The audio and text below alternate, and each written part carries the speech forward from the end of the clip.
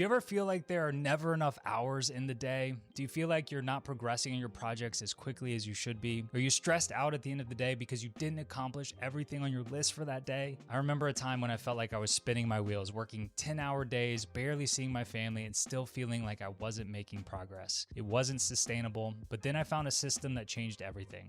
I'm going to share with you my exact system that took me from overwhelmed and stressed to maximizing my productivity and being able to be present with my family when I'm not working. You're listening to the Online Course Show, where we dive deep into the strategies and tools that help online course creators build thriving businesses. I'm Jacques Hopkins, and I've built a wildly successful online course business teaching piano, and I'm here to share the lessons I've learned along the way. So look, being productive isn't just about checking things off a list. It's about reducing stress, reclaiming your time, and focusing on what really matters, whether that's scaling your business or being present with your family. Oftentimes, I'll poll my audience, both my buyers and non-buyers, to make sure I'm always understanding their pain points. And one thing that comes up time and time again is some variation of procrastination, lack of productivity, and a general not having enough time to launch or grow their online course business. Time is obviously a limited resource, and so it's incredibly important to spend our time wisely if we want to get the most out of life. In the past year or so, I've really dialed in my systems around productivity, causing me to get more work done and be less stressed in the process. So today I'm going to share with you my 7 golden rules for maximum productivity, and I'll share with you 2 simple apps at the end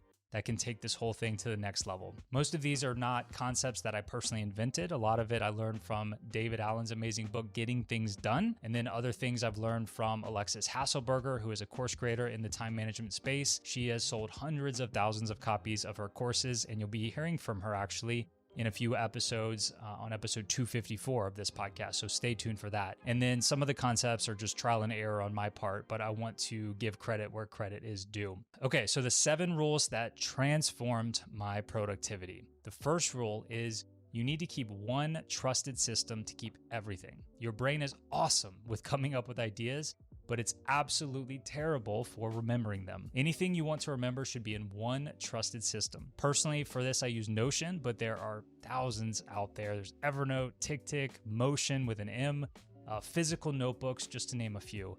This system should include all of your open projects and next actions, your someday maybe items, your content ideas, your to learn or to read or courses to go through. Everything should be in one trusted system. You want everything worth saving out of your brain and into this system. For example, if an idea hits me about a new YouTube video, I immediately put it in my Notion content board.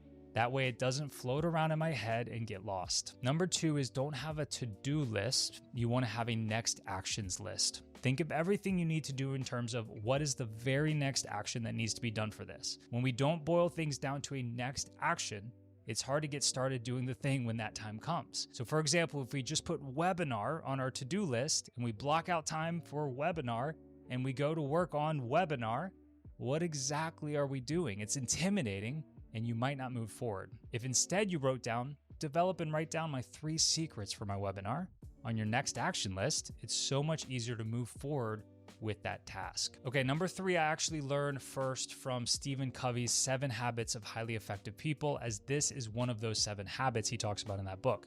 The idea is that you work on the most important and most impactful things first. Most people have a tendency to start their workday with the easiest tasks or the most fun tasks, but oftentimes the most important things aren't very fun, causing us to push them down the list, meaning they may or may not actually get done. I'll talk more about this in the next rule because I'll share my typical daily and weekly schedule. But remember, first things first. You may have also heard this referred to as eat the frog. I mean, nobody actually wants to eat a frog, but it's this big task on your list that's really important, really impactful. And if you don't eat the frog first thing in your day, then you go about your day doing other things, all the while thinking about the fact that you have to eat the frog, and it never goes off your list because you never actually do it. If instead you eat the frog first, then it's done and you can move on to other things. Number 4 is called task realism. I learned this one from Alexis Hasselberger, who I talked about earlier. Check her out at alexishasselberger.com. This simply means being real about the time it's going to take for a task. Before learning about this concept, I would try to cram as much as possible into my list for a particular day, and I'd never complete everything. It would cause me to feel like a disappointment, leading to stress and not being fully present with my family after work. Instead, today I'm much more realistic about what I can actually accomplish in a day, and I plan accordingly. So if I estimate a task will take 2 hours, but I only have one, I either break it down into smaller steps or schedule it for a day when I can give it my full attention. And I always leave buffer because it usually takes longer than I think. So here's what my typical week looks like. I save Tuesdays and Thursdays for meetings. I don't have meetings any other days.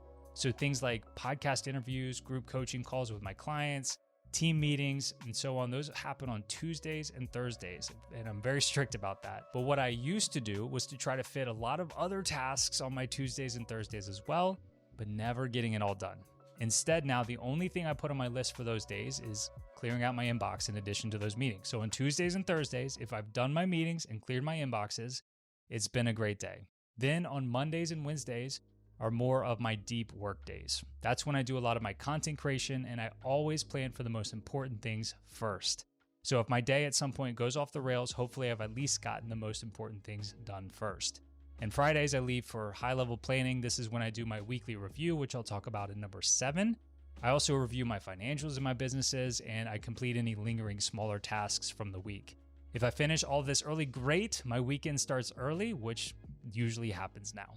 Number 5 is inbox zero. You may have heard of this concept before. Maybe you're using it. The idea is you only check email occasionally, and when you do, you get it down to nothing left in the inbox. I like to take this further and think of inboxes beyond just email. My inboxes, of course, include email, but it includes other things like WhatsApp, Bonjoro, Instagram, my personal physical desk. I have a list of inboxes, and 2 to 3 times a week, it's inbox time, and I go through them one by one until there's nothing left, which leads nicely into number 6, which is the one-touch rule for email.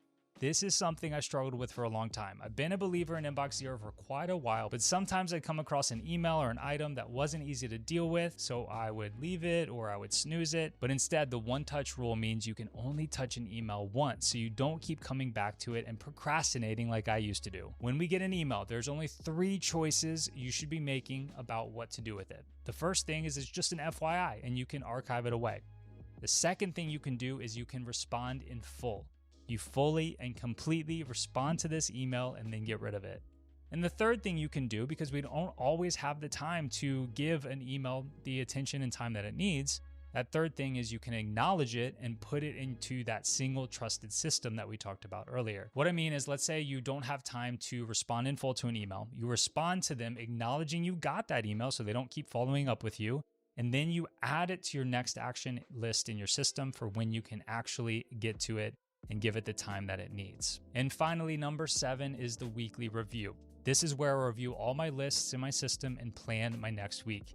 It's a good time to just reset, make sure we're on top of things, and get a really good plan together for the next week. I recommend you put your weekly review on your calendar and hold this time sacred. Now, these 7 rules have been absolute game changers for me, but they're even more powerful when paired with the right tools. Let me share 2 apps that have taken my productivity to the next level. Now, I already mentioned Notion, and that's not one of the 2 apps, but I did mention that tool. That's what I use for my single trusted system, but honestly, there are just so many out there that work just fine. It's more important that you have a single trusted system than specifically which software you're using. But here's an app I can't live without. It's called Brain Toss. So remember earlier when I said your brain is great at coming up with ideas, thinking of things, but not necessarily great at remembering them? Brain Toss is a very simple app I keep on the home screen of my phone. And anytime I think of something that I don't want to forget, I can open up the app and either write a note, record my voice, or take a picture, and it will email that to me so I can find it the next time I'm processing email. Once again, that's called Brain Toss. And the second tool I want to mention is more of a browser extension. So I use Google Chrome for my browser on my computer. So you can find this one in the Chrome extension store, and it's called Feed Eradicator. What this tool does is it eliminates any social news feeds. So for example, because of this tool, when I go to Facebook or YouTube or LinkedIn or Reddit, there's no feeds. I can use those platforms as I need to for my business without getting distracted by 1,000 things in the feed. And this alone saves me so much time every single day. Once again, that's called Feed Eradicator. So those tools were Brain Toss and Feed Eradicator. And then to recap the 7 productivity rules, we had a one trusted system, next actions, first things first, task realism, inbox zero, the one-touch rule for email, and the weekly review. These are the rules and tools that work for me, but productivity is personal, so feel free to tweak them to fit your life and your work style. Now, if you're ready to take your productivity to the next level and apply it to growing or starting your online course business, then I've got something special for you. Join my exclusive free training, the Online Course Business Formula. In just 35 minutes, I'll show you how to use proven systems like the ones we talked about today to build a 6 or 7 figure online course business, how to drive massive traffic with 2 strategies working best for course creators right now, how to craft an irresistible offer your ideal customers can't say no to, and how to ask the only 2 questions that matter for a sales funnel that actually converts. If today's episode got you thinking about how to work smarter, not harder, this free workshop will show you how to take those productivity gains and turn them into serious business results. Grab your spot now by going to oc.show/workshop, and let's build a course business together. Thanks for listening to another episode of the Online Course Show. Remember to take action on what you've learned today. I'm rooting for you.